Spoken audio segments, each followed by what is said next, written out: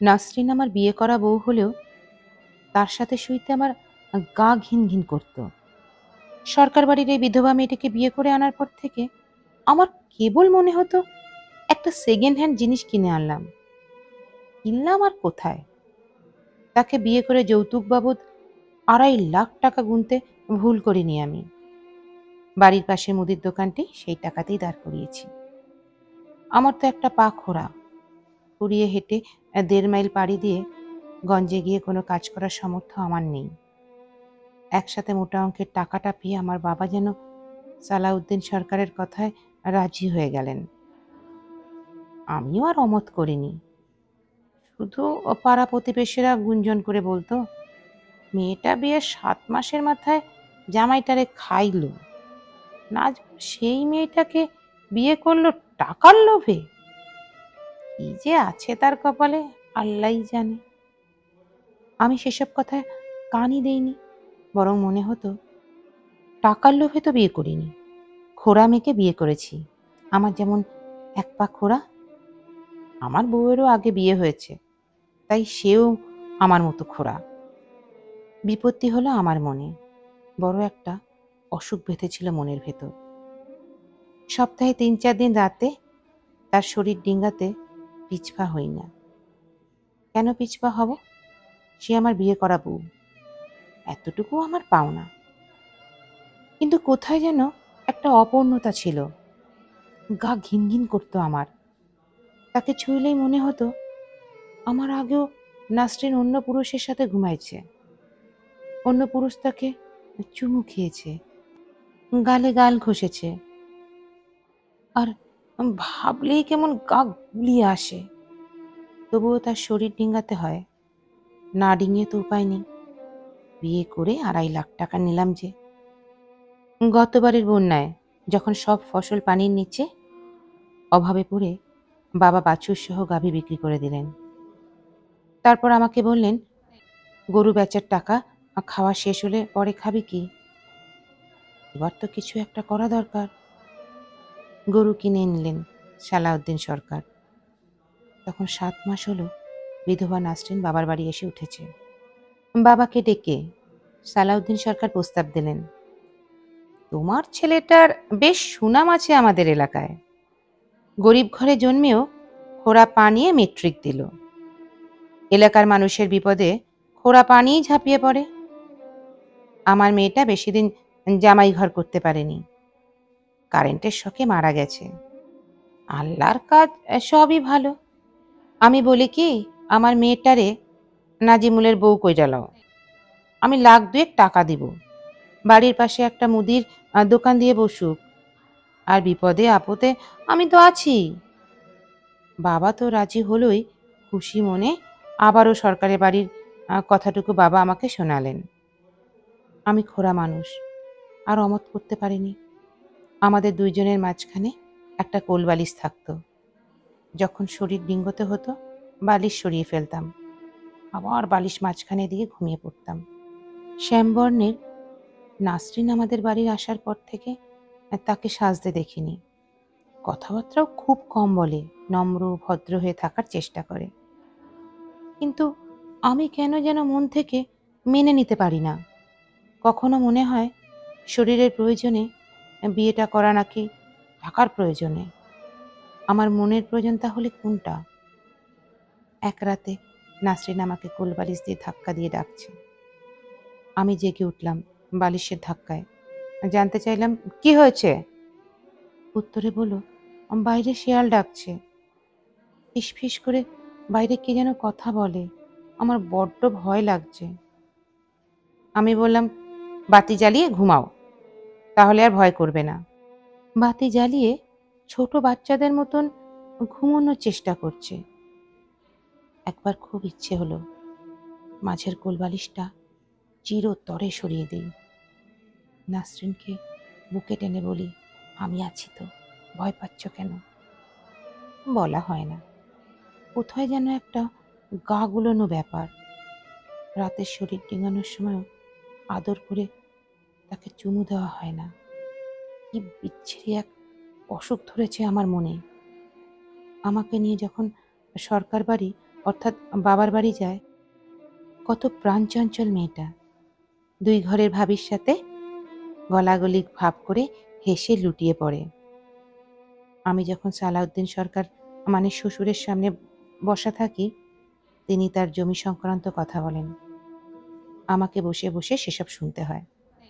কথা একটু বেশি বলেন, তাছাড়া বিপত্নিক হয়ে বড্ড একাকী জীবন তার। কথা বলার মানুষ পেলে ছাড়তে চায় না। আমি শ্বশুরের সামনে বসে আর চোখে নাসরিনকে দেখি, জলপাই খাচ্ছে, হাতের তালুতে লবণ নিয়ে।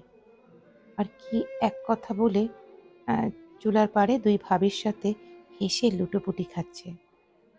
আবার কেমন হিংসে হতে লাগলো। আমাদের বাড়ি গেলে তার হাসি নেই, চুপচাপ থাকে সারাদিন। অথচ এখানে তার কত আনন্দ। আমি কি তার আনন্দ কেড়ে নিয়েছি? আমি কি করলাম? ১২-১৩ ঘন্টা দোকানে বসে ২-৪ পয়সা রোজগার তো করে আনি। অন্য পুরুষদের মতো তো মদ খেয়ে নটি বাড়িতে পড়ে থাকি না। তার বাবা আমার কত সুনাম করে। সুনাম আমার এই এলাকাতেও। শুধু পা একটা খোড়া। এমন জামাই পাওয়া ভাগ্যের ব্যাপার। বাবা নজমুল, তোমার কোনো কিছু লাগলে আমাকে বলবে। আমার একটাই মেয়ে, আমি দুহাত ভরে মেয়েটাকে দিতে চাই। মা মরা মেয়েটা তবুও হাসি খুশি থাকুক। আমি কথার কোনো জবাব দিই না। মনে মনে ভাবি, একটা সুতোর নালও নেব না। যা নিয়েছি পারলে সেটাই ফেরত দেব। বিকেলে বাড়ি আসার পথে নাসরিনের বড় ভাইয়ের বউ আমাকে ডাকলো। আমি কাছে যেতেই ভাবি আমাকে বলল, সারা বছর তো দোকানদারি করলেন, এবার কয়েকটা দিন আমার ননদটারে সময় দেন। এখন কিন্তু ননদ একা না, পেটে আরেকজন আছে। এটা শোনার পর থেকে আমার মনে নতুন করে অসুখ করলো। দোকান মেজাজটা খিটখিটে হয়ে গেল। গা গুলানোর ব্যাপারটা, ঘিন ঘিন করতে থাকা ব্যাপার বেড়ে গেল। আমি নাসরিনের দ্বিতীয় বর, তার পেটে বাচ্চা এলো, কিন্তু আমার মনে অসুখ। কিসের অসুখ তা কিছুটা আন্দাজ করতে পারি, তবুও মনে শান্তি পাচ্ছিলাম না। নাসরিনের পেটের বাচ্চার বয়স যখন ৬ মাস, তখন থেকে তার মানসিক অবস্থার পরিবর্তন হলো। রাতে খেয়াল করতাম সে বালিশ ডিঙিয়ে আমার গায়ে হাত দিয়ে রাখত, আমার হাত চেপে ধরে রাখত। আমি তার হাত সরিয়ে দিতাম। একদিন সে কি মনে করে বলল, আমাকে তুমি মন থেকে আজও মানতে পারোনি, তাতে আমার দুঃখ নেই, কিন্তু আমাদের সন্তানটাকে মেনে নিও। এই সন্তান তোমারই। আমি আগে যার সাথে ৭ মাস সংসার করেছি, সেখানে আমাদের সন্তান আসেনি। আর আমি যদি মরেও যাই, তুমি বিয়ে করিও, আর সন্তানটাকে মেনে নিও। তবুও যদি তোমার মানতে কষ্ট হয়, তাহলে আমার বড় ভাবিকে দিয়ে দিও। বিয়ের পর থেকে ভাবির সন্তান হয় না। আমার অসুখ হঠাৎ করে সেরে গেল। মনের অসুখটা মুখে যেন ঔষধ পড়ল নাসরিনের কথাগুলো। আমি কি মনে করে যেন মাঝের কোলবালিশটাকে মেঝেতে ফেলে দিলাম। নাসরিনের কানের কাছে মুখ নিয়ে বললাম, আমাদের সন্তান আমি কাউকে দেব না। এটা আমার সন্তান। আমি প্রথমবারের মতো মন থেকে নাসরিনের কপালে চুমু দিলাম। বললাম, আর কখনো মরার কথা বলবে না। কোনো সমস্যা হবে না তোমার। আমি আছি তো। যে মেয়েটা বাবার বাড়িতে এসে এত হাসি খুশি, সেই মেয়েটা হঠাৎ শব্দ করে কেঁদে উঠল। আমি তাকে ফিস ফিস করে বললাম, এভাবে কাঁদলে বাবা মা কি ভাববে বলো তো? এই কথা শুনে নাসরিন হেসে উঠল। এই অবস্থায় মেয়েদের বোঝা বড় দায়। এই হাসবে, এই কাঁদবে, কখনো রাগে ফোঁসাতে থাকবে। এটা যেন প্রকৃতির খেলা। গরুর গাড়িতে করে বাবা আর নাসরিনের ভাই ভাবি নাসরিনকে গঞ্জের হাসপাতালে নিয়ে যাচ্ছে। আমি যাচ্ছি হেঁটে। খুঁড়িয়ে খুঁড়িয়ে হেঁটে আজ শান্তি পাচ্ছি না। এই প্রথম মনে হলো, পা দুটো ভালো থাকলে দৌড়ে চলে যেতাম হাসপাতালে। ভোর সকালে আমাকে ঘুম থেকে ডেকে বলল, আমার জানি কেমন লাগছে, আমি ব্যথা সহ্য করতে পারছি না, আমার খুব কান্না পাচ্ছে, তুমি আমাকে শক্ত করে ধরে রাখো।